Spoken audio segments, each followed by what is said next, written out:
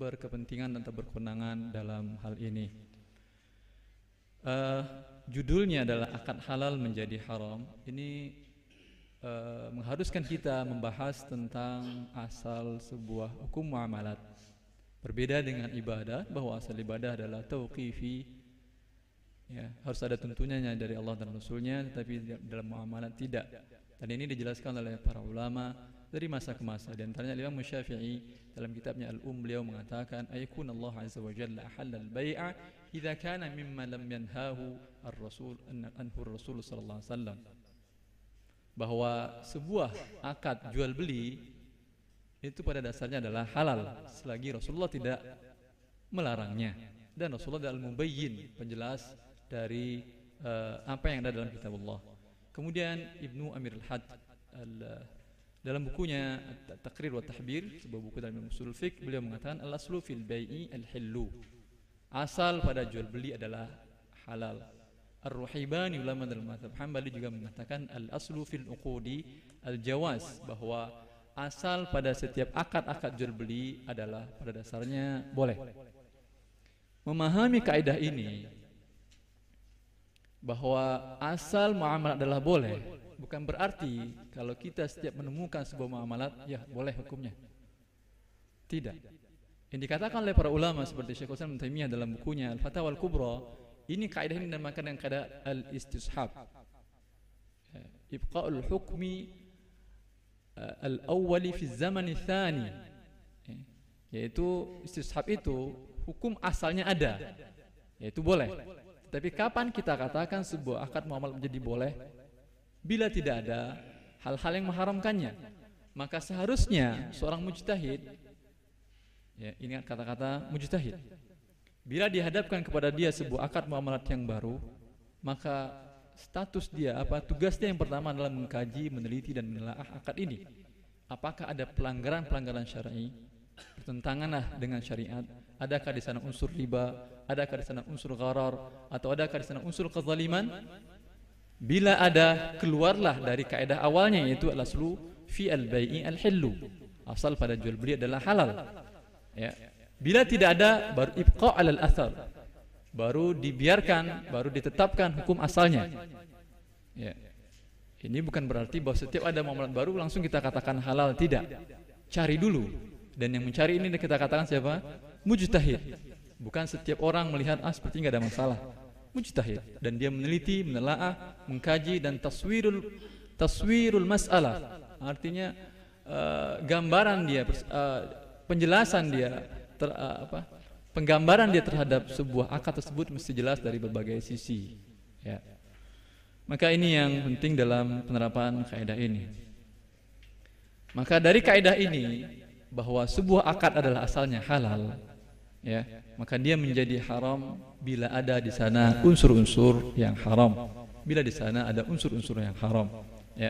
Ini dijelaskan oleh para ulama kita, di antaranya Syekh Muhammad bin Shalih Al-Utsaimin rahimahullah dalam bukunya Syarhul Mumti, sering beliau beristidlal. Sering banyak, ada sekitar 10 mawatin, 10 tempat beliau dalam bukunya Syarhul Mumti ini banyak beliau jelaskan. Ketika menjelaskan suatu muamalah baru, beliau katakan di sini tidak ada pelanggaran-pelanggaran. Sering beliau mengatakan, selama dalam akad tidak terdapat unsur kezaliman, unsur gharar, unsur riba, maka akad tersebut dianggap sah. Dalam berbagai tema beliau bahas, ungkapkan kaidah ini. Ada beberapa hal yang menyebabkan akad yang halal ini berubah menjadi haram, seperti yang dikatakan Syekh tadi, bahwa ada unsur riba, ada unsur gharar, dan ada unsur kezaliman. Maka kita coba mengambil beberapa contoh. Ini adalah ghaid min faid, artinya contoh saja, tidak kita jelaskan semuanya karena terlalu banyak. Ya, dalam buku Harta Haram ini mungkin lebih dari sekitar 70 bentuk beberapa transaksi yang asalnya halal berubah menjadi tidak dibenarkan. Ya, hanya beberapa contoh saja yang kita ambil. Pertama, jual beli ainah. Jual beli pada dasarnya adalah boleh. Anda membeli barang kemudian dijual kembali, pada dasarnya tidak ada masalah. Tetapi bila dia berubah bentuk menjadi inah, jual beli ini dimaksudkan ya untuk mendapatkan uang tunai, ya, kemudian kewajiban dia nanti membayar lebih dari uang tunai yang diterimanya, maka ini dinamakan dengan inah. Ya. Ada tujuan di belakang menginginkan penghalalan riba atau sarana untuk menghalalkan riba. Ya. Bentuk inah yang pertama adalah Anda tidak punya uang, umpamanya ingin modal, pinjam ke orang. Kalau orang kita pinjam umpamanya 10 juta, dikembalikan 10 juta, mungkin orang jarang yang mau. Kalau kita pinjam 10 juta, dikembalikan oleh kita 11 juta, kita mengetahui riba, dan kita tidak mau juga. Maka ada beberapa hal yang dibuat oleh orang, ya, yaitu dengan cara, ya udah, Anda mau uang, ya tunai, ya, saya jual kepada Anda barang saya ini tunai. Tidak tunai, dengan cara tidak tunai saya jual kepada Anda, seumpama saya katakan 12 juta, bayar selama 1 tahun. Kemudian Anda katakan saya tidak mau barang, yang saya inginkan uang, gampang. Sekarang jual lagi barang Anda kepada saya beli tunai dengan harga 10 juta. Maka yang didapatkan oleh orang ini, ya, uang 10 juta, nanti dibayar dia menjadi 12 juta dan barang kembali lagi kepada pemiliknya. Ini dinamakan dengan inah. Bentuk yang kedua, aksul inah. Aksu al-inah. Anda memiliki barang, ya, Anda memiliki barang, tapi barang ini tidak ingin lepas dari diri Anda. Rumah umpamanya, Anda tidak ingin kehilangan rumah satu-satunya. Tapi di sisi lain Anda ingin modal. Anda ingin modal. Maka bagaimana caranya? Ya, kalau pinjam modal dengan memberikan pertambahan hutang, jelas ini adalah riba dan Anda tidak mau. Lalu dikatakan oleh teman ini, solusinya begini: jual rumah Anda kepada saya dengan cara tunai. Kita katakan umumnya 100 juta. Dia mendapatkan uang tunai 100 juta. Kemudian Anda katakan, saya nggak ingin kehilangan rumah, gampang. Sekarang saya jual lagi rumah Anda ini kepada Anda dengan cara tidak tunai sekitar berapa tahun, dan tentu dia jual lebih mahal. Ya, ada pertambahan lebih mahal, sekitar kita katakan umumnya 150 juta atau berapa. Ada pertambahan berapa? 50 juta. Barang kembali kepada saya, rumah. Kemudian saya dapat uang tunai 100 juta. Kemudian saya berhutang kepada orang ini 150 juta. Ada pertambahan 50 juta. Ini aksul inah. Aksul inah sama dengan inah. Apakah hukum inah ini dalam Islam dibolehkan atau tidak? Para ulama sepakat dan tidak ada khilaf. Kalau inah dari awal disepakati oleh kedua belah pihak ini, disyaratkan akan melakukannya. Sampai pun dalam mazhab Syafi'i yang mengatakan bahwa jual beli inah boleh, dalam kasus ini dia tidak mengatakan boleh. Artinya ada kesepakatan dari awal bahwa rumah ini nanti akan dijual lagi kepada saya, atau motor tadi akan dijual lagi kepada pemilik motor yang pertama. Ada kesepakatan dari awal, ya. Maka dalam hal ini mazhab Syafi'i yang dikenal membolehkan inah pun tidak membolehkannya. Al-Imam As-Subki dalam Takmilatul Majmu' beliau mengatakan far'un fa in furida syartu muqarinan lil aqdi batal bila khilafin. Bila akad inah ini disertakan dengan persyaratan akan dilakukan sesuai dengan inah, dengan kesepakatan di awal seperti tadi, batal bila khilaf. Akad ini adalah batal tanpa ada khilaf.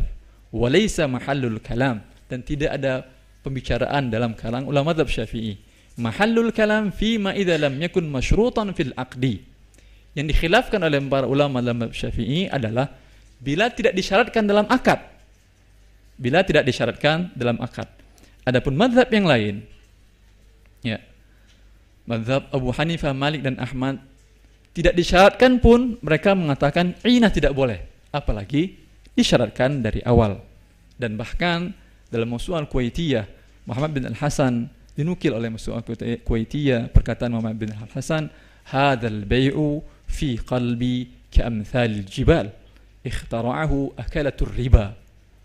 Jual beli inah ini menurutku dalam jiwaku bagaikan sebuah gunung, berat sekali, kata beliau. Ikhtara'ahu akalatur riba. Jual beli ini diciptakan oleh para pemakan riba. Ini kata Muhammad bin Al-Hasan, murid terdekat dari Imam Abu Hanifah dan guru dari Imam Syafi'i sendiri. Ini yang dikatakan oleh mereka. Kita lihat sebagai studi kasus fatwa DSN nomor 31 MUI tahun 2002, apakah ini termasuk inah atau tidak? Fatwa DSN ini tentang pengalihan hutang. Ya, Anda memiliki hutang, membeli rumah dengan cara hutang, ya, menggunakan jasa LKK kalau tidak salah dinamakan, lembaga keuangan konvensional. Sekarang orang ini bertobat dari riba, ingin dialihkan hutangnya kepada LKS, lembaga keuangan syariah. Maka alternatif yang ditawarkan dalam fatwa ini adalah begini. LKS memberikan qard kepada nasabah, dengan qard tersebut nasabah melunasi kredit. Ya, berapa sekarang hutang Anda ke LKK tadi? Katakan umpamanya tinggal 50 juta. Ya, ini pinjaman 50 juta tanpa ada tambahan. Jelas sampai di sini? Dengan demikian, rumah menjadi milik nasabah tadi, selesai hutangnya kan? Kemudian langkah kedua, nasabah menjual aset dimaksud angka 1 yang di atas kepada LKS. Dan dengan hasil penjualan itu, nasabah melunasi qardnya kepada LKS. Kemudian setelah lunas rumah saya tadi, saya jual kepada lembaga keuangan syariah.